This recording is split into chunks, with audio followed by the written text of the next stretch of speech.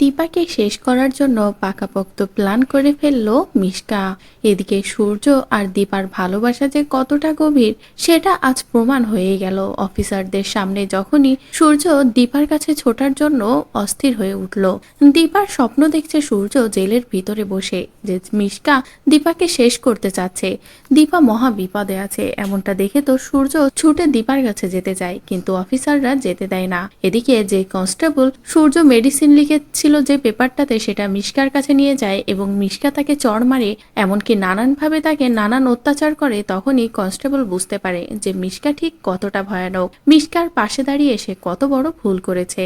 এরপরে মিশকা যখনই বলে যে সে আজ রাতেই দীপাকে শেষ করবে, তখনই কনস্টেবল আরো বেশি ভয় পেয়ে যায় যে এভাবে একজনের প্রাণ শেষ হয়ে যাবে, আমি চোখের সামনে সেটা দেখব।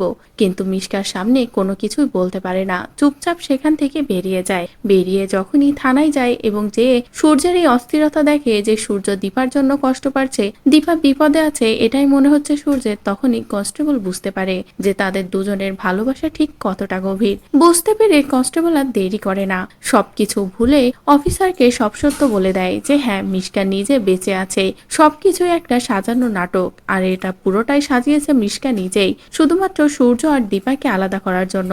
আর আজ রাতে মন্দিরে দীপাকেও শেষ করে দেবে, নিজেদের পথে আর কোনো কাটা রাখবে না। দীপা সূর্যকে এক হতে দিবে না বলেই এমন কিছু করতে যাচ্ছে সে, যেগুলো শুনে তো অফিসাররা পুরো অবাক হয়ে যায়। এদিকে সূর্য বলে, আমি বলেছিলাম না দীপা বিপদে আছে, এবার বিশ্বাস হলো তো আপনাদের? প্লিজ আপনারা দয়া করে আমাকে এখান থেকে বেরোতে দিন, আমার এক্ষুনি দীপার কাছে যেতে হবে, তা না হলে মিশকা ওকে শেষ করে দেবে। কারণ মিশকা যে কতটা ভয়ানক সেটা আমি হাড়ে হাড়ে বুঝতে পারছি। এরপরে অফিসাররা সূর্যকে নিয়ে এমনকি কনস্টেবলকে নিয়ে তাড়াহুড়ো করে মন্দিরে পৌঁছে যায়। এদিকে মিশকা ফাঁদ পেতে যখনই দীপাকে শেষ করতে যাবে, ঠিক তখনই সেখানে অফিসাররা এসে হাজির হয়, এমনকি সূর্য।